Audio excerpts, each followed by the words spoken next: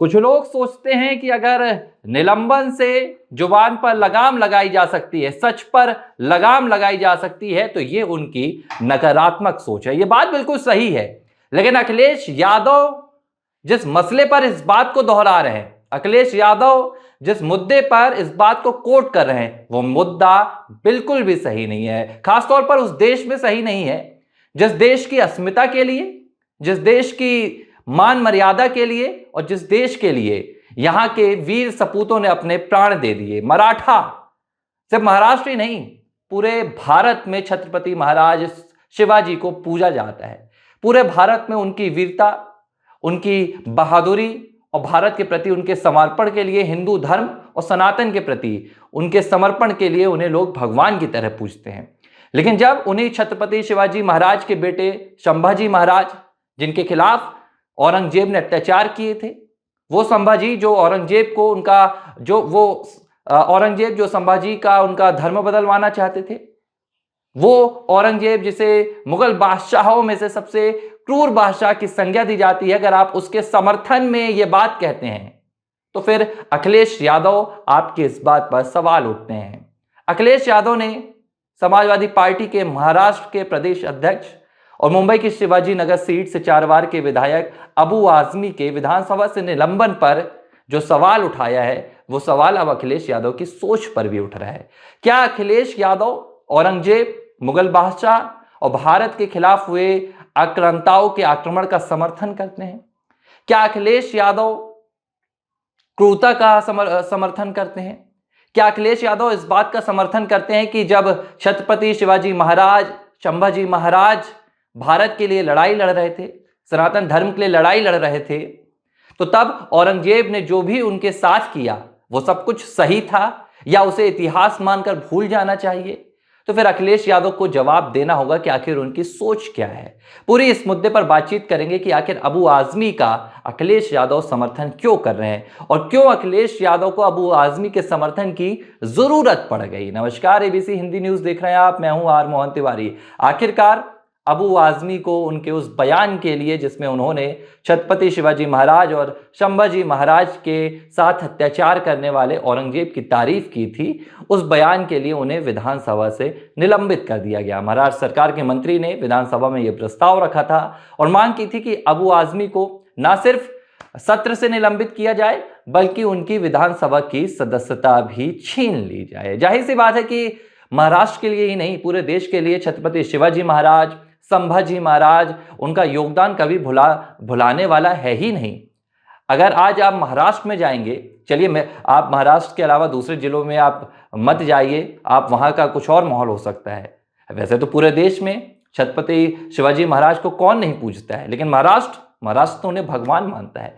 उसी महाराष्ट्र में अगर आप ये कहेंगे कि औरंगजेब क्रूर शासक नहीं था, औरंगजेब उसने सनातन धर्म के साथ भेदभाव नहीं किया, सनातन धर्म को कुचलने की कोशिश नहीं की, हिंदुओं पर अत्याचार नहीं किए, अगर आप कहेंगे कि औरंगजेब की छवि संभाजी महाराज की छवि चमकाने के लिए खराब की जा रही है, तो फिर यह सस्पेंशन भी कहीं ना कहीं छोटा हो जाता है। फिर महाराष्ट्र सरकार के उस मंत्री की मांग को भी शायद सरकार सुन ले। पूरा मसला जब यह विधानसभा में पहुंचा तो विधानसभा स्पीकर ने अबू आजमी को निलंबित कर दिया गया है और इस पर भी चर्चा चल रही है कि क्या अबू आजमी की विधानसभा की सदस्यता भी छीन ली जाएगी। लेकिन सवाल यह नहीं है, पार्टी में अलग अलग नेता होते हैं, सभी नेताओं की विचारधारा एक नहीं होती है। जाहिर सी बात है, सभी नेताओं का ज्ञान भी अलग होता है।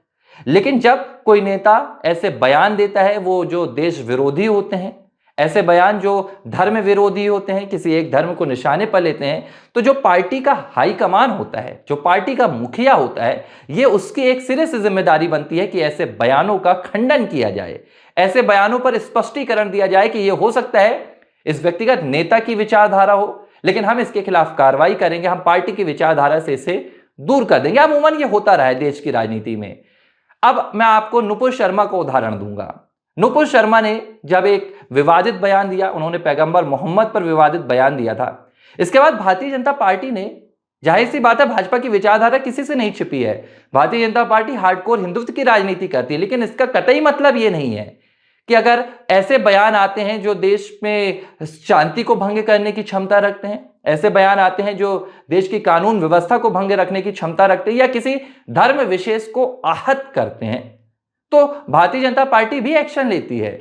भाजपा का मतलब ये कतई नहीं है कि भाजपा हिंदू विरोधी बयानों को सह लेगी या हिंदू विरोधी बयान या किसी और धर्म के खिलाफ बयान दिए जाएंगे तो भाजपा उसका समर्थन करेगी।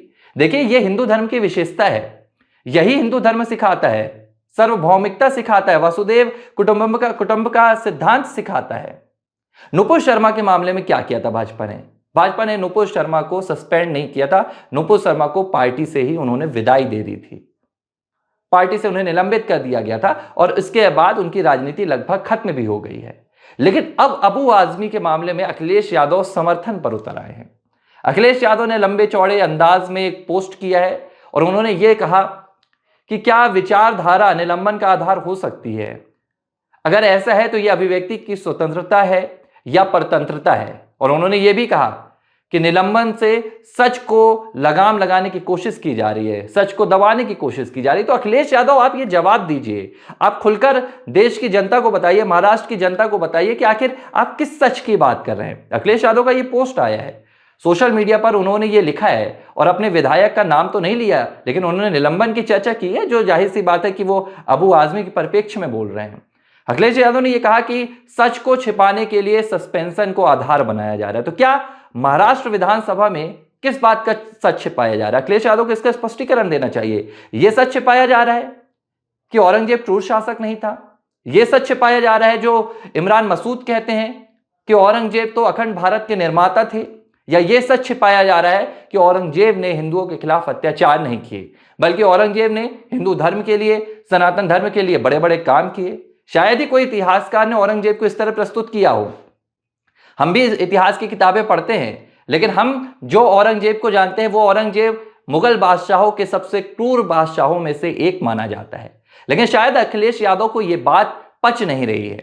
अखिलेश यादव को यह बात नहीं पच रही है कि छत्रपति महाराज शिवाजी की जो तारीफें हो रही हैं, जो उनकी बड़ाई होती है भारत में, औरंगजेब के सामने क्यों हो रही है। तो अखिलेश यादव को इसका स्टैंड लेना चाहिए, उन्हें खुलकर बताना चाहिए कि अखिलेश यादव औरंगजेब की विचारधारा का समर्थन करते हैं। अखिलेश यादव को यह बात खुलकर बतानी चाहिए कि क्या समाजवादी पार्टी छत्रपति शिवाजी महाराज, संभाजी महाराज के सम्मान में औरंगजेब को बड़ा मानती है, संभाजी महाराज को छोटा मानती है? ये वो सवाल है जिनको इस वक्त सपा मुखिया ने खड़ा कर दिया है। अखिलेश यादव ये भी कह रहे हैं कि यह निलंबन को आधार बनाया जा रहा है, अभिव्यक्ति की स्वतंत्रता की बात की जा रही है। लेकिन अभिव्यक्ति की स्वतंत्रता एक सीमा तक होती है। अभिव्यक्ति की स्वतंत्रता यह भी कहती है कि आप किसी की विचारधारा को ठेस ना पहुंचाएं। लेकिन जब आप औरंगजेब का समर्थन करते हैं तो यह सीधे तौर पर एक उस विचारधारा को ठेस पहुंचाने वाली बात होती है, उस धर्म को ठेस पहुंचाने वाली बात होती है जिनके खिलाफ औरंगजेब ने अत्याचार किए थे। देखिए, यह एक राजनीति का कोई मुद्दा है ही नहीं। अगर अबू आजमी ने औरंगजेब का समर्थन किया है और उसके लिए वो माफी भी मांग रहे हैं, अबू आजमी ने ये कहा है कि शायद मैं समझा नहीं पाया, हालांकि उन्होंने बाद में वो अपने बयान से पलट गए। लेकिन क्या अखिलेश यादव को ये कहना चाहिए कि सच छिपाने की कोशिश की जा रही है? आखिर अखिलेश यादव किसे खुश करने की कोशिश कर रहे हैं? औरंगजेब के सम्मान में क्या अखिलेश यादव अब उत्तर प्रदेश में अभियान चलाएंगे? उन्हें यह भी बताना चाहिए। अब अबू आजमी की हम बात कर रहे हैं। मुलायम सिंह यादव अबू आजमी को राजनीति में लेकर आए थे। पहली बार राज्यसभा के जरिए राजनीति में आए थे और उसके बाद मुंबई की विधानसभा से वे चुनाव लड़ने लगे।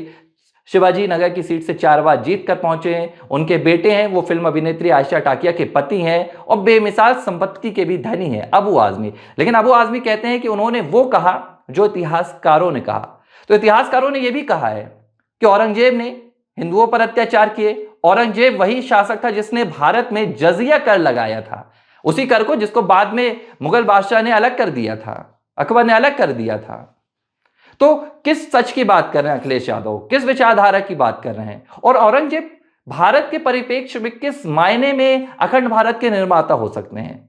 ये वो तमाम बातें हैं जो अब राजनीति से ऊपर उठ रही हैं और किसी एक व्यक्तिगत विचारधारा को बढ़ावा देने वाली बात हो रही है। क्या अखिलेश यादव मुगल बादशाहों की विचारधारा को बढ़ाना चाहते हैं? ये बयान आ रहे हैं। जाहिर सी बात है कि मुख्यमंत्री योगी आदित्यनाथ ने भी अखिलेश यादव पर निशाना साध दिया है। मुख्यमंत्री आदित्यनाथ ने यह कह दिया है कि अबू आजमी को उत्तर प्रदेश भेज दें, हम उन्हें बताएंगे, हम उन्हें सिखाएंगे। लेकिन भारतीय जनता पार्टी ने साफ तौर पर कहा है कि जिस लिहाज से, चाहे वो समाजवादी पार्टी हो, चाहे वो कांग्रेस पार्टी हो, उनके नेताओं ने छत्रपति शिवाजी महाराज के सम्मान पर जो बातें कही हैं, जो अपमान को लेकर बातें की है, वो बिल्कुल भी बर्दाश्त करने योग्य नहीं है। भारत है ये, यहाँ के वीर सपूतों का सम्मान होगा, भारत की अस्मिता के लिए लड़ने वाले, हिंदुओं की अस्मिता के लिए लड़ने वाले और अपने धर्म की लड़ाई के लिए लड़ने वाले योद्धाओं की यहाँ पर पूजा होगी।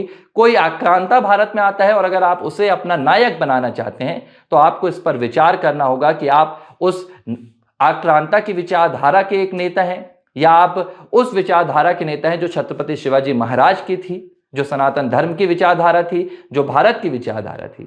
अखिलेश यादव ये बयान देकर बुरी तरह फंस गए हैं। अखिलेश यादव अब इस बयान के चलते सरकार उत्तर प्रदेश में भी घेरेंगे, केंद्र की राजनीति में भी घेरेंगे। जाहिर सी बात है कि भारतीय जनता पार्टी उनके इस बयान को लेकर कोई भी निशाना साधने का मौका नहीं देगी, लेकिन ये गैर जिम्मेदाराना बयान है। आपके अगर विधायक कोई गलत बयान देते हैं तो इस पर आपको खुलकर उसका विरोध करना चाहिए और पार्टी के भीतर इसकी जिम्मेदारी लेते हुए उनके खिलाफ एक्शन भी लेना चाहिए। लेकिन फिलहाल अखिलेश यादव अपने विधायक के बचाव पर उतरकर एक नई सियासी लड़ाई को जन्म दे रहे हैं। एबीसी हिंदी न्यूज, आज ही जुड़िए हर खबर के साथ।